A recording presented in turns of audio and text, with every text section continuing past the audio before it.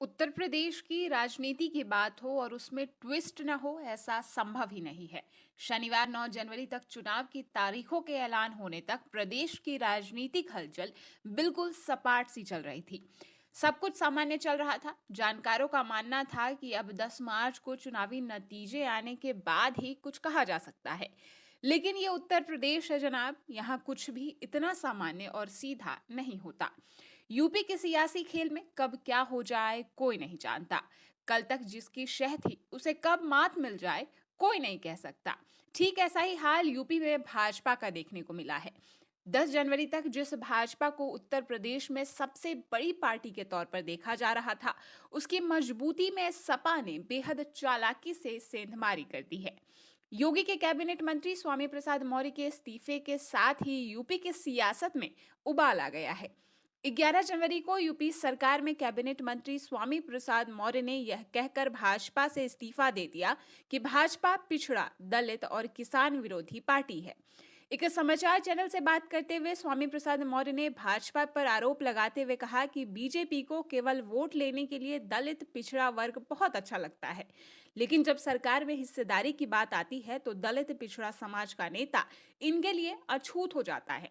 वहीं स्वामी प्रसाद मौर्य के इस्तीफे के बाद मंगलवार को एक एक कर 3 भाजपा विधायकों ने भी बीजेपी का दामन छोड़ दिया। इसमें कानपुर देहात से भाजपा विधायक भगवती प्रसाद सागर, तिलहर विधायक रोशनलाल वर्मा और ब्रिजेश प्रजापति का नाम शामिल है। इन विधायकों के अलावा ममतेश शाक्य, विनय शाक्य, धर्मेंद्र शाक्य और नीरज मौर्य के भी बीजेपी छोड़ने की चर्चा जोरों पर है। वहीं बुधवार यानी 12 जनवरी को योगी सरकार को एक और बड़ा झटका देते हुए कैबिनेट मंत्री दारा सिंह चौहान ने भी अपने मंत्री पद से इस्तीफा दे दिया। दारा सिंह चौहान मऊ जिले की मधुबन विधानसभा सीट से विधायक है। उन्होंने भी भाजपा सरकार पर दलित पिछड़ों और युवाओं की अनदेखी करने का आरोप लगाते हुए पार्टी से इस्तीफा दे दिया। इसके कुछ घंटे बाद ही स्वामी प्रसाद मौर्य के बेहद करीबी माने जाने वाले मनीष यादव ने भी भाजपा को अलविदा कह दिया। मनीष यादव इटावा की जसवंत नगर सीट से 2 बार समाजवादी पार्टी के शिवपाल सिंह यादव के खिलाफ मजबूती से चुनाव लड़ चुके हैं।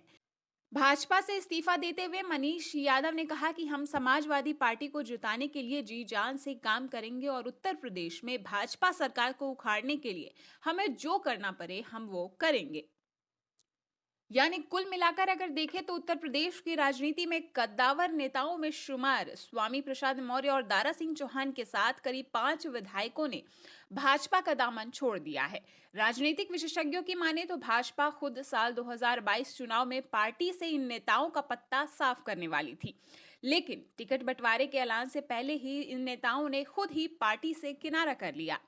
लेकिन इन सबके बीच जो बड़ी बात उभरकर सामने आ रही है और जिसके बारे में तमाम राजनीतिक विशेषज्ञ भी टीका टिप्पणी कर रहे हैं, वह यह कि भाजपा के अंदर इस टूट से समाजवादी पार्टी को कैसे भरपूर फायदा होगा। माना जा रहा है कि भाजपा से इस्तीफा दे चुके स्वामी प्रसाद मौर्य, दारा सिंह समेत कई और विधायक अब समाजवादी पार्टी के खेमे में जुड़ जाएंगे और इस तरह यूपी की राजनीति में अखिलेश यादव का पलड़ा भाजपा से कई गुना मजबूत हो जाएगा। स्वामी प्रसाद मौर्य के इस्तीफे के तुरंत बाद सपा के राष्ट्रीय अध्यक्ष अखिलेश यादव ने उनके साथ तस्वीर शेयर की, जिसके बाद इनके सपा में शामिल होने के कयासों को और बल मिल गया। इधर भाजपा अब अपने 2 मंत्री स्वामी प्रसाद मौर्य और दारा सिंह चौहान के मान मनोवल में जुट गया है, क्योंकि भाजपा को भी पता है कि इन दोनों नेताओं के पार्टी से बाहर जाने का फायदा सपा को सीधे तौर पर मिलेगा और वोट बैंक का एक बड़ा तबका का रुझान भी अखिलेश यादव की ओर झुकेगा। हालांकि स्वामी प्रसाद मौर्य ने भी साफ कर दिया है कि वे अब भाजपा में शामिल नहीं होंगे और उन्हें मनाने की कोई भी कोशिश कामयाब नहीं होगी।